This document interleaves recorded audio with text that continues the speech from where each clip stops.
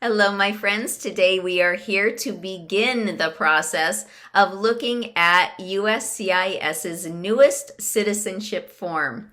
Officially, it is known as Form N-400, the application for naturalization. The newest form was issued on April 1st, 2024, along with a new filing fee. Okay, so the new filing schedule along with the form came out on April 1st, 2024. The first thing we want to do before we look at this form is make sure you're on the right page, and that would be uscis.gov. That .gov is very important to make sure you are on the official website of the government, the official government website. Specifically, to get to this page, the N-400 page, it is just uscis.gov/N-400. So uscis.gov/N-400. Now here, before we get started, I do want to say something quick. I want to remind you to please be so careful when you're looking for immigration information or immigration help. There are so many scammers out there. Unfortunately, be very careful. I'm going to put trusted links down below so you can look for free or low-cost immigration lawyers or firms in your area that can help you. Okay. Unfortunately, Essa Group is not a law firm, so we can't give legal advice, but we do try very hard to make sure that we give you the information so that you can find the help that you need. Okay.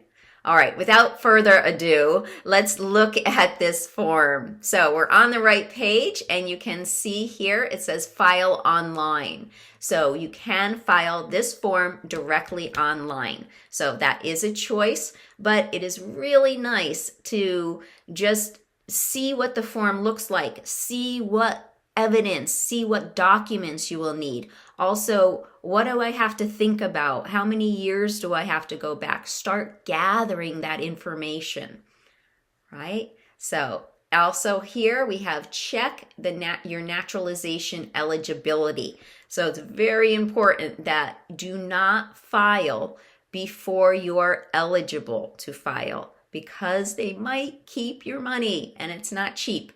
So we're going to go through the eligibility, but also right here, actually, they have the eligibility tool. So you can kind of see, it's not 100%, but you can kind of see if you're eligible to apply. They ask you a few questions and they will tell you whether, okay, yes, you're probably ready, or no, absolutely not.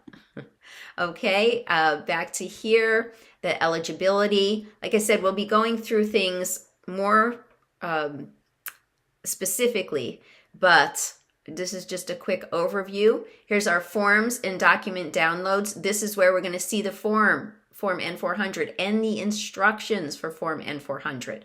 Okay, the edition date is April 1st, 2024. That's starting now. Anytime you can use this form, but then starting June 3rd, since there's a little bit of overlap with the old form, starting June 3rd, only this new edition, please, only this new edition. Okay. Now, where to file? You will be able to, if you're filing by mail, there will be a list of where to file with addresses based on state. I will help you with any questions you have. When to file, you can file 90 days early, and there's a fun little filing calculator here, the early filing calculator, because not one day too early do you want to file. And this will give you the earliest accepted filing date by using your anniversary date here. Okay, let's go back. And what else do we have? Oh, the filing fee. I want you to see this for sure. The new fee schedule. This came out on April 1st, 2024. And you can see here for general filing for most people, it is going to be $760. The online filing fee is a little less. They're really trying to push that online filing. They give you $50 off and it's $710. Now, if you want to file with a reduced fee option, if you're eligible for that, to file with reduced fee and only pay $380, you will have to submit a paper form. So just keep that in mind and we will go through that information. Okay, so let's go back. Here we have the filing fee, the checklist of required initial evidence, which is nice. It gives you a nice checklist, but it's very long, as you can see, and I'll show you the instructions are 30 pages long. We will be going over them step by step, okay, in future videos. All right, so there's some other things, special instructions, form filing tips, and related links. So you can check this page out a little bit, but we are going to focus today on this Form N-400. So the new N-400 form right here, please look. This is where you want to pay attention. This new form expires February 28th, 2027. And then very important, on the bottom of each page, it says Form N-400 edition, April 1st, 2024. That's what you want to see. That's the edition that we're working with. That's the newest edition. There are 14 pages. The old application was 20 pages. The new application is only 14 pages. They really squished a lot into the new application. They condensed it a lot, actually, and they put a lot of the information from the old one into the instructions. So the instructions, if you see here, the instructions for Form N-400 are actually 30 pages long. And that's why we are going to go section by section in future videos, because the instructions, even though the form is shorter, the instructions are longer. All right. So if you take a look at the form right here on page 1, you're going to have information about your eligibility. So how are you applying? Are you applying based on 5 years? Are you applying based on marriage? Are you applying based on military? Are you applying based on VAWA? Things like that, okay? You'll only check one box in this. We'll go through those step by step in that part. Part 2 will be information about you. That's your name. If you'd like to change your name, your country of birth. Also added, new, is the Social Security update, which is kind of nice. Part 3 will be your biographic information, your the height, your ethnicity, your eye color, your hair color, things like that. Okay. Part 4 is the information about your residence. They cut this down a lot. They just have your current physical address and your mailing address and some spaces here for where you've lived for the last 5 years. So you're going to need to gather that information. If you're applying based on 5 years, the last 5 years of where you lived with the dates, the to and from dates. Okay. Part 5, information about your marital history. So what is, if you're single, never married, you're going to skip this whole section. But if you are married, you're going to put the information about your spouse here. If you had any divorces or you were married previously, you will need to put have more information, more documentation for this section. And the same if you're married now. If your current spouse was married before, you're going to need the divorce certificates or annulment certificates or the death certificates of all previous marriages. Okay, so you could start gathering all that information. Part 6, information about your children. Okay, total number of children under 18 years of age. So before they were asking for all children, didn't matter the age. Here, this is specifically under 18 years of age, and they give you 3 spaces. Okay. Now, if you're going to have any extra information, more information about your residence, more information about your children, more information about your employments, you'll see there will be an extra space for that. So if you have 5 children under the age of 18, there'll be space for that coming up.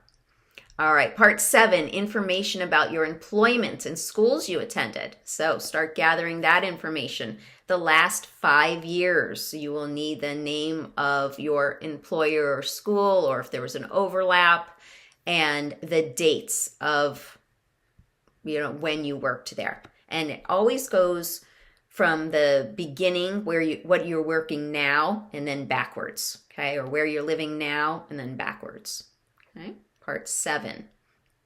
Part 8 is time outside the United States. You will need to list all your trips that you've taken outside the United States, the date you left the United States and the date you returned to the United States and where exactly you went. And again, the trips are for the last 5 years, starting with your most recent trip and going back. Talk about more of that when we get there. Part 9 is the big one. Okay, so if you've ever been following along or if you've ever heard about the application, it was always part 12, the application part 12. Well, part 9 is the new part 12 in this new application. And these are the have you ever questions. They talk about your good moral character. And USCIS considers good moral character as a requirement. It means that, are you a good person? So these are all questions like, all right, have you ever? We often call it the have you ever section because it's just have you ever, have you ever? Have you ever claimed to be a U.S. citizen? Have you ever been arrested? Have you ever committed a crime? Have you ever tried to overthrow a government? Have you ever lied to a U.S. government official? Have you ever used a weapon against someone? So it's on and on and on in this part 9 that we will go over very carefully. We'll talk about vocabulary here, what everything means. Part 9 is actually 5 pages of the 14. So there's a lot in this section. Okay. This is nice. They give you a chart here. So if you did commit a crime, even something as simple as you have a ticket for running a red light or for speeding, you will put that information with the date and how much the ticket was, things like that in this box here. We'll talk lots more about that coming up. And you can see how long part 9 is. It'll also include things about the selective service. If you're a male and you lived in the United States between the ages of 18 and 26, you needed to sign up for the selective service.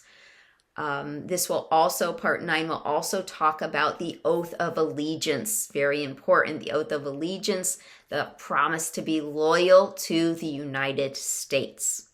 All right, we'll be going over this very carefully in future videos. Okay, so that's part 9. That's the big one. Part 10 is just the request for the fee reduction. So if you are eligible to pay the reduced fee, you will put your income, your household income here, and you'll have to submit evidence to show that you qualify for that. Part 11 is the applicant's contact, your contact information, and your telephone, your email, your telephone, and your signature stating that everything on this application is true, absolutely true. Part 12 is the interpreter information if you used an interpreter. Part 13 would be the preparer information if you used a preparer. So if you use a law firm or immigration office of some sort, this is where they would put their information. Part 14, that's that additional information I talked about. If you had more than 3 kids, you can put the other children here. If you had, more than the number of jobs, of spaces they gave you, put it here. Residence, same. Okay, there's space for you right here on the application now, which is nice. They didn't have that before. Now, part 15. So that's it. So right after this, page 13, do not complete parts 15 or 16. That is at the interview. You still send the page 14. Send all the pages. Even though you don't sign this, you submit it, just send it blank. You will sign part 15 at the interview. You will also sign part 16, which is going over the oath of allegiance at the interview. Okay. All right, and that is a quick rundown of the new N-400 form, and we will be back with section by section videos to talk about and answer your questions, as many questions as you have about how to go about filling out the form or finding the information that you need for the form or the documents. Again, links are below for the trusted legal immigration services that you might need. Please check those out. And also write down any questions you have for me below, and we will help you. We will do our best to help you find the information that you need. And if you have a minute, please subscribe, because those extra videos will then come right in your inbox. All right, and that would help us out a lot. Okay, my friends, thank you again for joining me, and I will see you soon.